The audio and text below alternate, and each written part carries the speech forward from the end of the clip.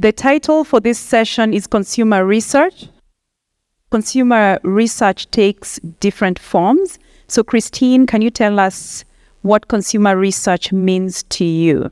Research, to me, means taking some of the risk out of decisions. So understanding more deeply in context of the challenge that you're facing or the decisions that you're making. Consumer research, therefore, is just taking the risk out of decisions about consumers. And in fact, to reflect Rama's comment before, users use, consumers consume, and people live.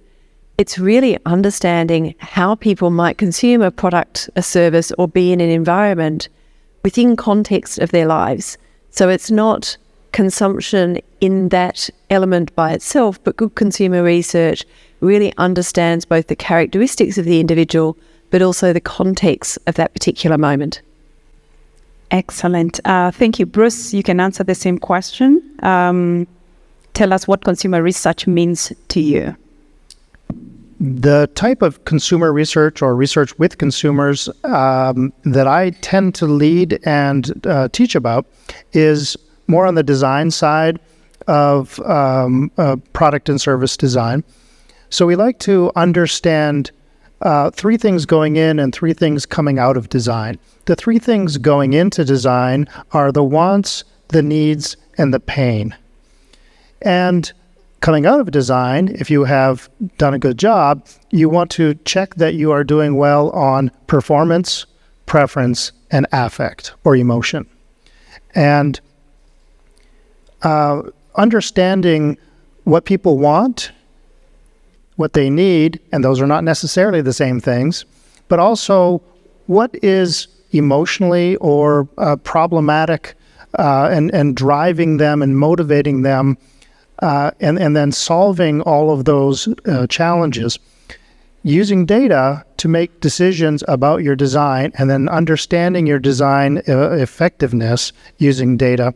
Again, it's all about de-risking the entire activity. So maybe you can both tell us why we should bring persons with disabilities into this conversation, into the design process, creativity, and everything. And please give us some good details. Sure, I'll start.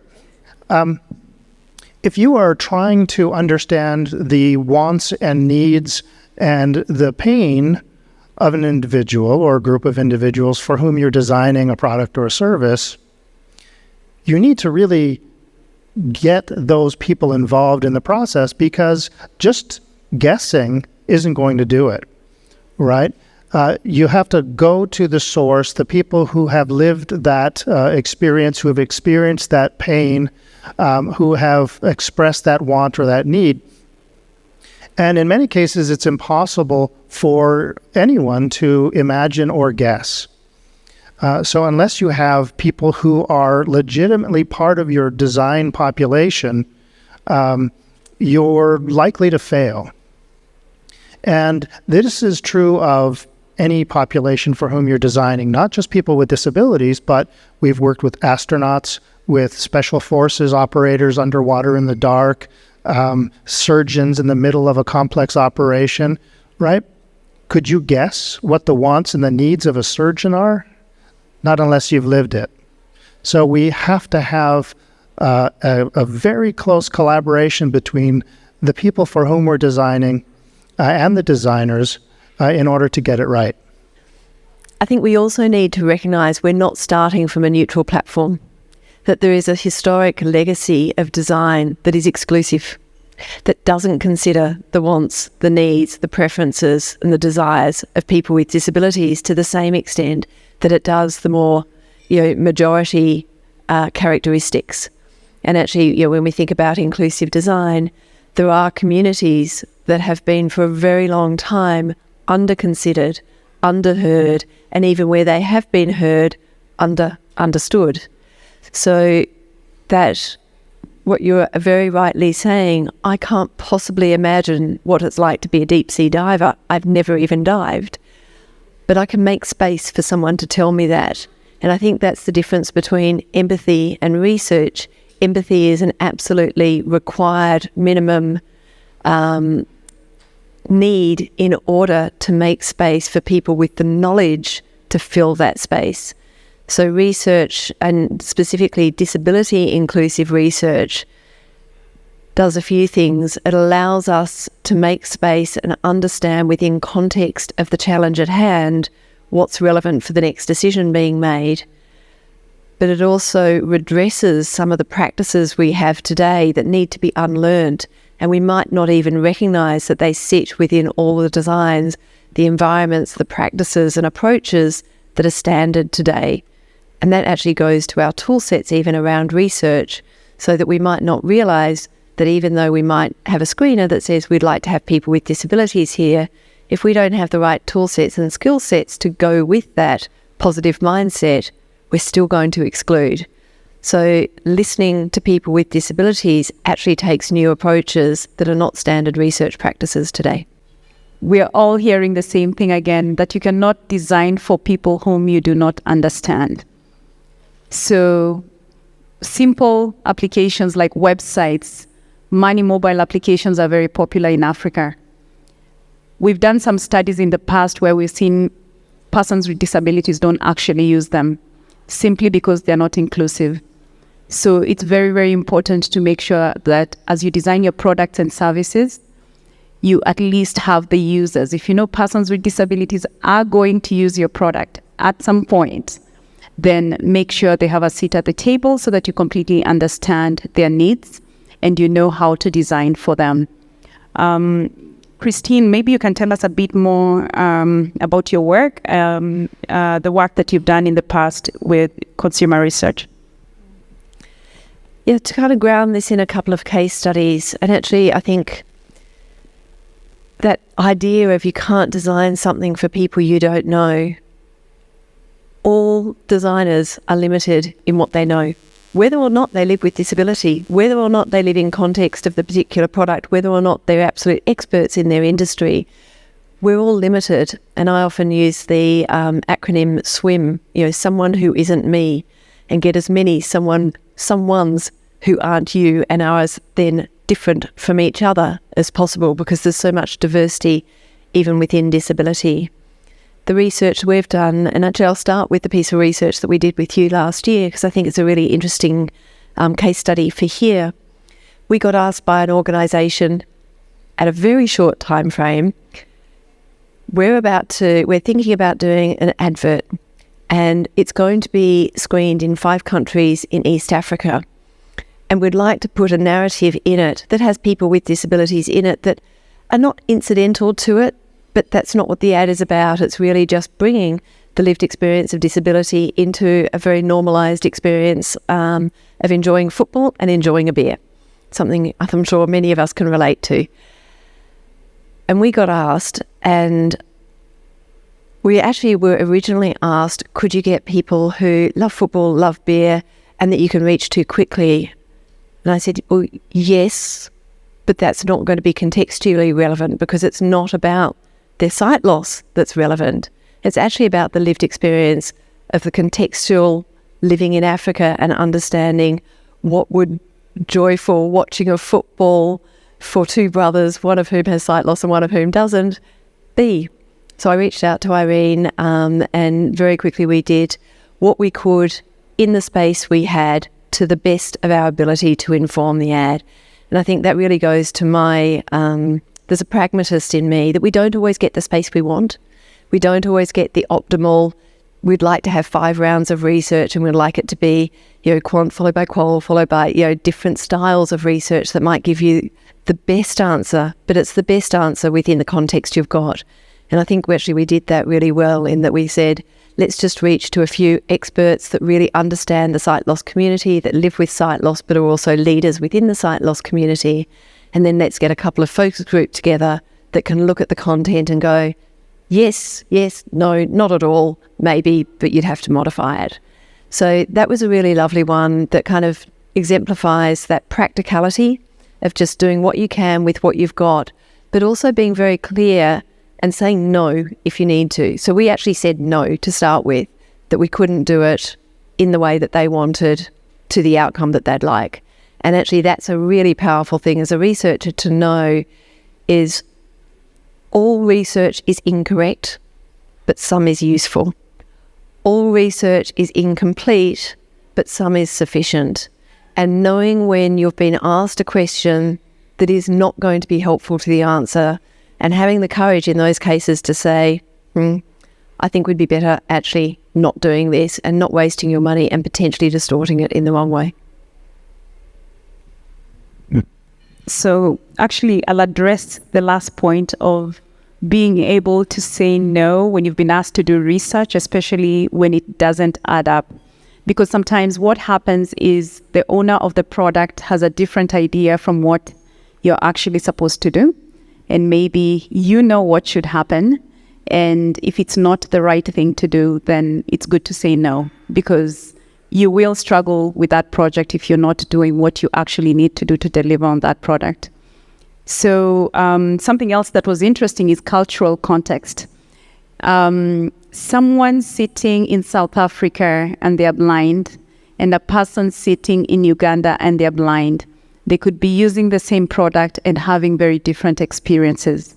So it's very, very important to understand your market. Whether it's someone is in South Africa, you need to understand what's their experience. If someone is in Uganda, what is their experience? So, and it's important to make sure that persons with disabilities are completely involved. And a person who's deaf will give you very different feedback from a person who's blind. So it's very important that we consider doing proper user research. Dr. Bruce Walker, maybe you can take a deep dive into UX research and help us understand what does it even mean, and if someone here wanted to do a UX study, what should they consider?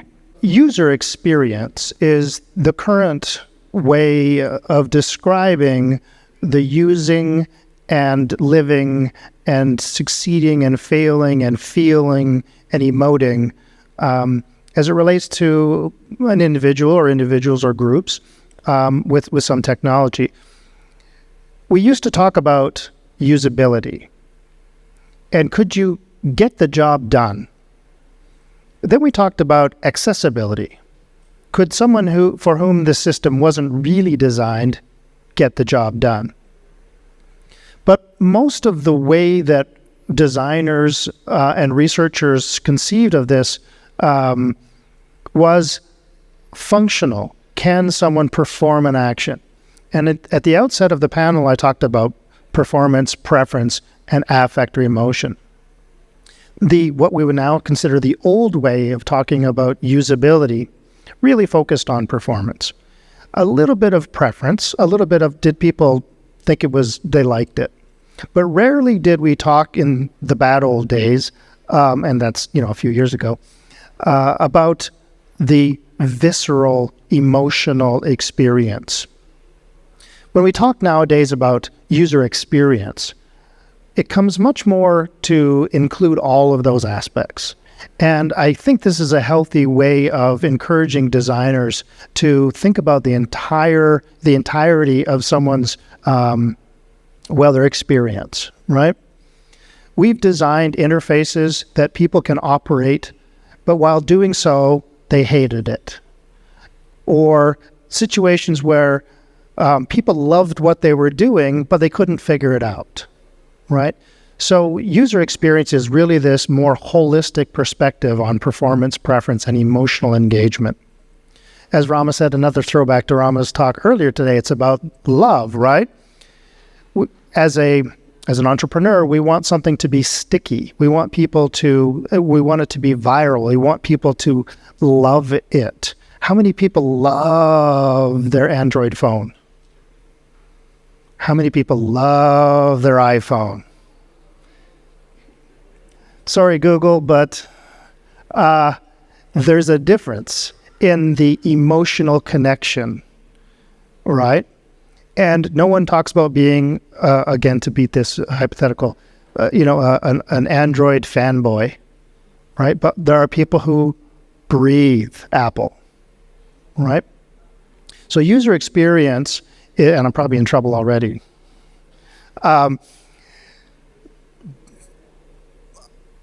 Developing your design and your research to encompass and consider the entirety of someone's experience requires you to set up your research to ask the right questions of the right people at the right time in the right ways. And involving consumers who are representative of the diversity of people who might possibly or even impossibly use whatever it is that you're creating is at the core.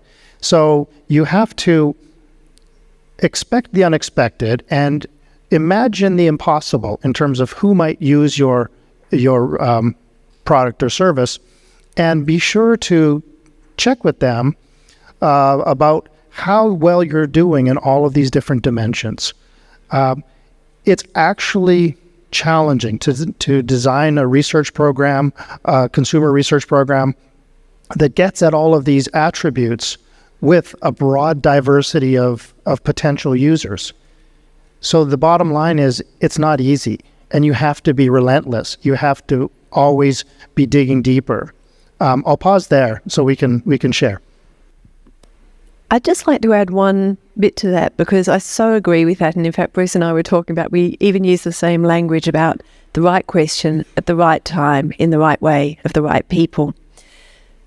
But there's something else that's really powerful about marginalized specific research.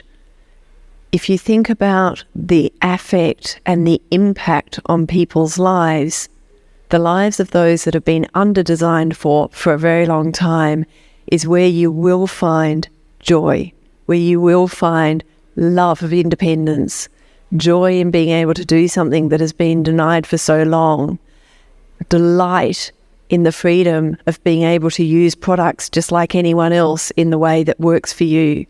So if you think about where, as a consumer organization, you can add the greatest uplift in value to your consumers, it's in those spaces that are the least met today. And that's where I think going to the edges of experience, that's where we can find these amazing opportunities that Gina was talking to us about this morning, where disability is the new innovation. Apologies, Gina, if I've misquoted you, but it is, because it's the under-designed for, under-asked and under-heard place, where actually consumer organisations, that we're going into an economically difficult period, they're going to be fighting to see how can we differentiate our value as an organisation and protect it. Well, one of the best ways to do that is go to the spaces that all your competitors aren't and do better there. And to do better, of course, you need to start by listening better. Thank you, Christine. I think one thing that I experience the most is where companies or innovators love their product so much that sometimes we forget we're not designing for ourselves. So you find a company loves their brand so much and they've forgotten about the user. You find an innovator, and sometimes it could be an innovator with a disability, and this, let's say if you're deaf and it's an application for the deaf, you find you've actually just designed it for yourself. And what happens if you do any usability studies, a lot comes out, especially if you bring in other users to give their opinions after they experience your product. So it's important to note that as we develop these digital products and services, they can look beautiful, they can look everything, but we are designing for other users, not for ourselves or for our specific companies. You want to say something about that? Yeah, I think that's such for the 80%, middle of the road, normal on all characteristics, and surely that's at least 80%. It's not. That's a fallacy too. And then we'll get to the other bits later. And actually, you are designing for yourself, and you're designing for a product that is based around a whole lot of assumptions that will be made. I've just done this myself. So at Open, we've just been innovating ourselves. It's really hard when it's a product that you've seen through and that you've got a lot of passion in. So a couple of very pragmatic tips for people. Firstly, give it to someone else to do. Don't do it yourself. Let someone else kill your babies, because it's really hard to kill your own product ideas. So we did that. We segregated the research for the product team, and that was a really important segregation of those two different elements. The second thing is I really challenge the idea of a minimum viable product. We actually either call it a minimum valuable product, or even better, a minimum lovable product.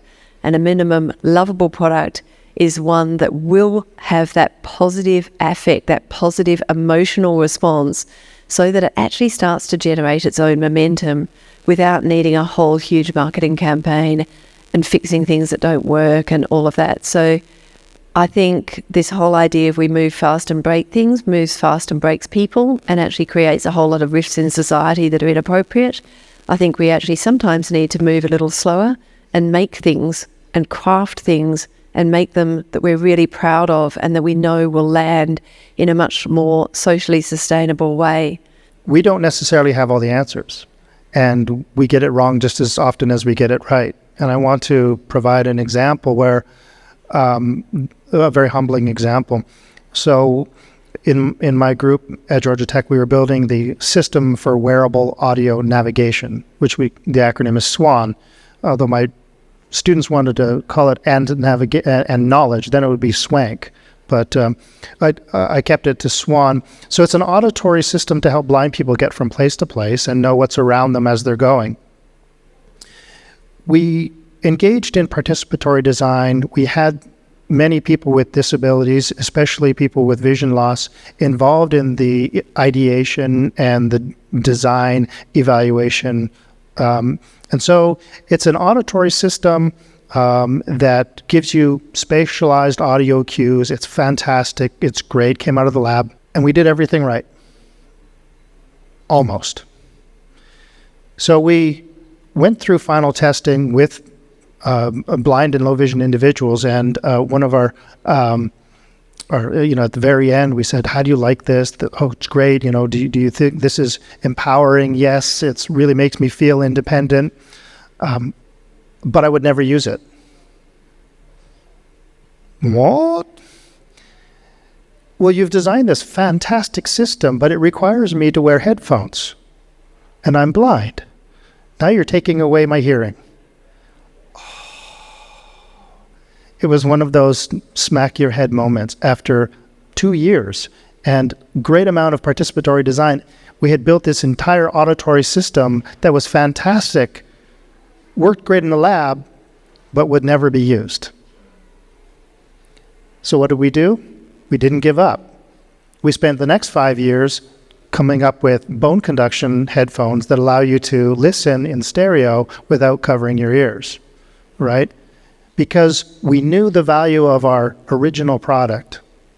We knew this pain point, this blocker was there, and the only way to get around it was further research with those individuals. So sometimes you have to take the long road, and the long road can become longer, but you got to do the right thing. Thank you. Let's talk about Africa. And for me, why Africa is interesting is there's so many products, and sometimes researchers don't understand UX research or consumer research. But at the same time, we have a lot of multinational products that are in the market, but no one has ever asked Africans, what's your experience with our product? So my question to you is, how do we bring consumer research to Africa? Because it is important for Africans to get a great experience when they're using all these digital products. And it's such an important question, because just as we were saying, there are communities that are underheard and overheard. There are also regions that are underheard and overheard. And a lot of the design and solutions that are created today are not created here in Africa for Africa. They're created in the US or in different parts of the world with those contexts and those characteristics of that environment in mind. There are so many layers that you were saying, even within intra-Africa, make something that might be appropriate for South Africa inappropriate in Uganda, let alone something that's designed West Coast US for urban 5G pervasive, latest smartphone holding, tech savvy, master's degree holding person. The design failure that is possible of taking that and just trying to apply that in a different context. And the more differences in that context, the more risk of design failure in that are enormous. So designing for Africa needs to come through from Africa, even if it's taking you, we were hearing Uber before, it's a global product. You know, it doesn't mean that Uber's not relevant here, but there needs to be research done here about how people travel here, about different risks here. And the team here, you know, based here in Nairobi, we're here talking today. They have that contextual knowledge, and then they can inform their knowledge of the region with knowledge of consumers and users of their products and services here in region, so that they can then design that and make the adaptations that will make that not just a usable and accessible, but safe, delightful and valuable product for people within this context. We can talk, for example, about the latest and greatest educational software and how it can make schools accessible and innovative and enhance learning. Unless there's no electricity to that school, then all of a sudden, we got a different situation. And understanding the context can be very challenging. And many designers are not from here. They're not of here. They're not about here. And they could never imagine, you know, many of the students that we teach and we send out into the work world to go work at the big companies could not imagine a school without electricity until they come here and they see it and they say that these students here in Kenya are learning fantastically, just fine. They just don't happen to have electricity, right? So understanding the totality of the context and the diversity is important. And I think that we're not just talking about people from, say, you know, Europe or North America, but anywhere. You know, if you have grown up in a certain context, you haven't walked that mile in someone else's shoes. And so we need to make sure that we enable that knowledge transfer, that experience transfer. Thank you. I'll share one story. Sometime back, we partnered with the Kenya Bankers Association because we were trying to see the financial services products inclusive. So we worked with 6-7 banks, and we were looking at their money mobile applications. We were looking at SSD, all those options. And what we found is that persons with disabilities don't like any of those applications. Their frustrations were so clear, it was unbelievable. And it was evident when these products were designed, no one came to them to ask, what do you want? You know, or how, even after the design process and the product is out, someone should have come to find out, how are you experiencing this product? What change can we make? What was actually fascinating is the fact that, because you're talking about loving the experience, making sure persons with disabilities loved the security guard at the bank, the watchman. Out of their entire experience, that was their favorite person. Why? Because this is the person, even when they went to the bank, who tried to understand them. The minute they got to customer service, everything fell apart. So it was very evident they do not use most of these financial services applications, but not because they do not want to, but because they've not been part of the process, and we really don't even begin to understand their needs. And all we are saying here is, please let's ensure persons with disabilities are part of the design process, the research, everything that you do, so that the end product that you make will be totally inclusive.